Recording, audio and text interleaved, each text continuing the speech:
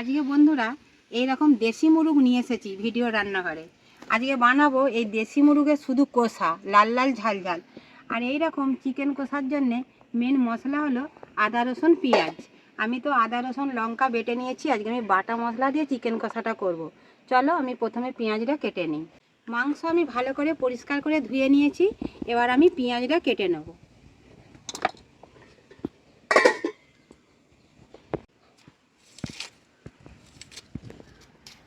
আজকে আমি ঘরোয়া পদ্ধতিতেই চিকেনটা বানাবো, আর সব বাটা মশলা দিয়েই করব। বাটা মশলা দিয়ে বন্ধুরা তরকারি খেতে অনেকটা ভালো লাগে, কিন্তু সময়ের অভাবেই মানুষ গুঁড়ো মশলাতে এগিয়ে যায়।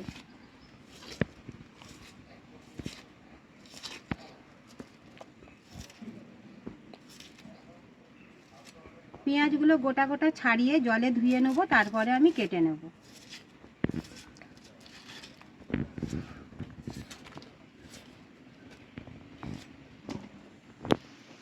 পেঁয়াজ আমি ছাড়িয়ে ধুয়ে নিয়েছি, এবার আমি একে একে পেঁয়াজগুলো সব কেটে নেব।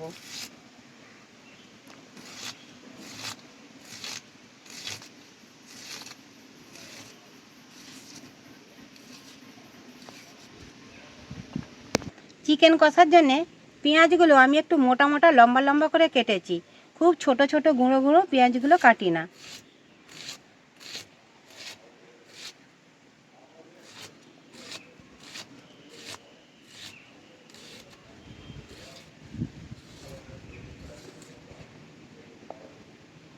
সব কেটে নিয়েছি, একটা টমেটো গোটাও ধুয়ে নিয়েছি। এখন টমেটোটা আমি কেটে নেব।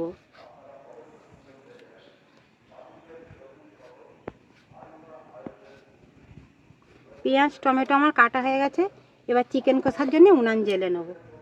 উনান জেলে কড়া বসিয়ে নিয়েছি। আর বন্ধুরা আজকে আমি বাটা মশলায় চিকেন কষা বানাবো। প্রথমে দিয়ে দেবো কড়াতে সরষের তেল।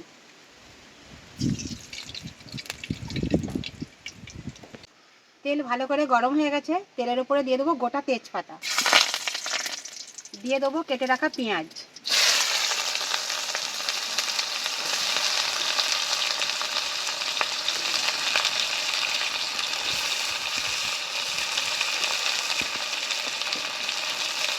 এবার আমি পেঁয়াজটা ভালো করে ভেজে নেব।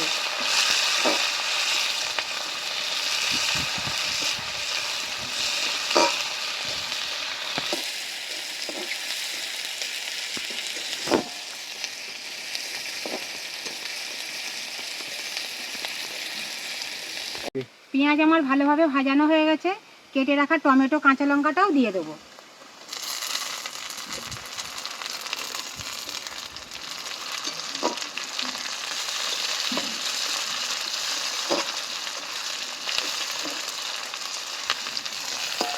দিয়ে দেবো এখন বেটে রাখা রসুন।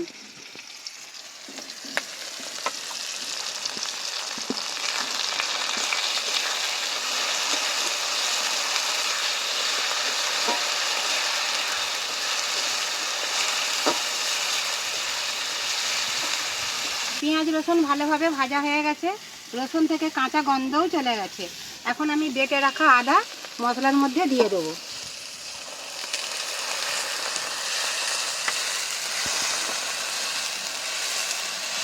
আবার দিয়ে দেবো বেটে রাখা গোটা শুকনো লঙ্কা।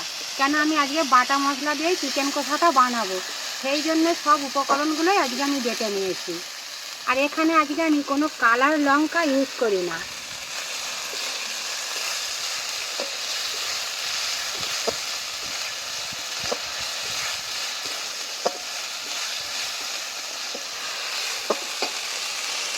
এবার দেবো আমি অল্প করে হলুদ গুঁড়ো।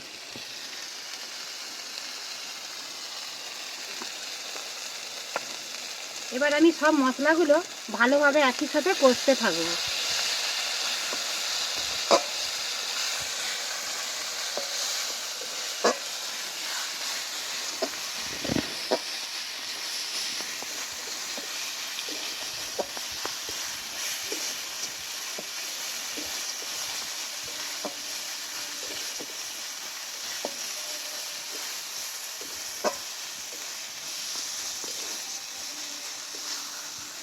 এবার আমি মশলা ধোয়া জলটা দিয়ে মশলাটা ভালো করে কষে নেব।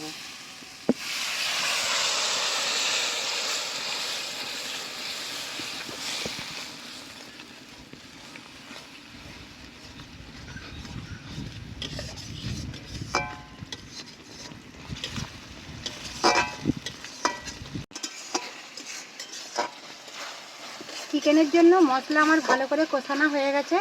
এবার আমি ধুয়ে কেটে রাখা মাংসটা এখন দিয়ে দেবো।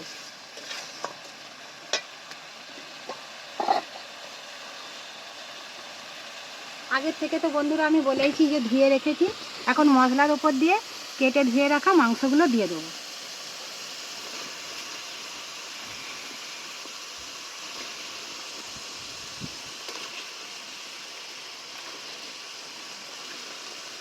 এবার আমি মশলা আর মাংস ভালোভাবে একই সাথে কষতে থাকবো।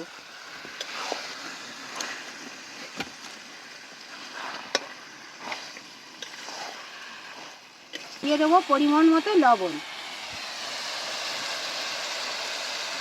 এবার আমি ঢাকা চাপা দিয়ে মশলা দিয়ে ভালো করে মাংসটা কষতে থাকবো।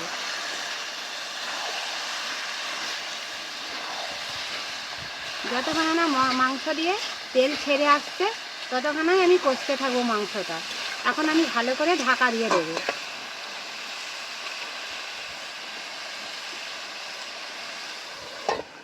ঢাকা দেওয়া ছিল, ঢাকাটা খুলে আমি আবার একটু ভালো করে নাড়াচাড়া করে কষতে থাকবো। এইভাবে ঘন ঘন ঢাকা দেবো আর খুলে এইভাবেই মাংসটা কষে নেব। দেখো একটু ঢাকা দিতেই মাংসের কালারটাও সুন্দর এসে গেছে, তেলও সুন্দরভাবে ছাড়তে আরম্ভ হয়ে গেছে।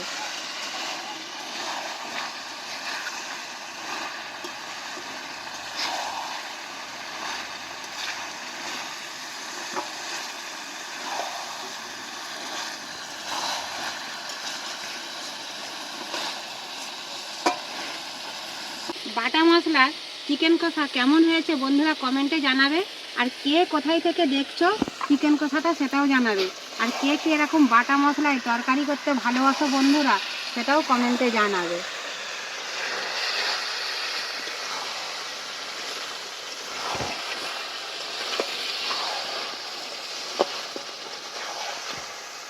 আমার তো এরকম বাটা মশলায় রান্না করতে খুবই ভালো লাগে।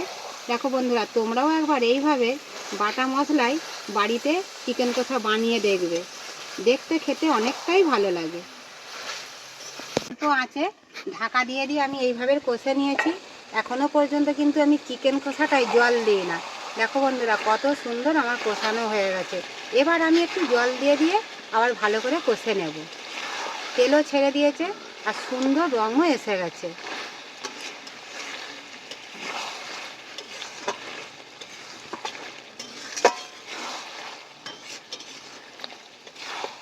এবার একটু আমি জল দিয়ে ভালো করে চিকেনটা কষতে থাকবো।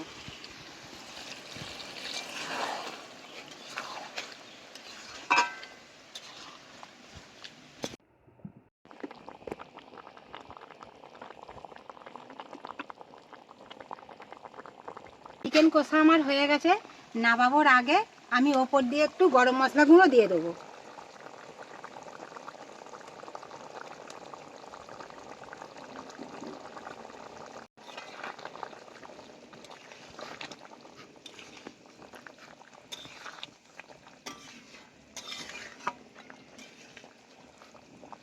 চিকেন কষা আমার হয়ে গেছে ভালোভাবে সব কিছু। এবার আমি ঢেলে নেব।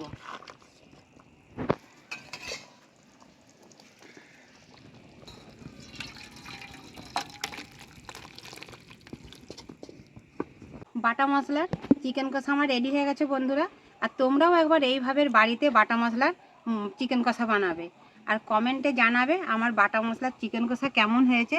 চ্যানেলে নতুন হয়ে থাকলে চ্যানেলটিকে সাবস্ক্রাইব করে দেবে।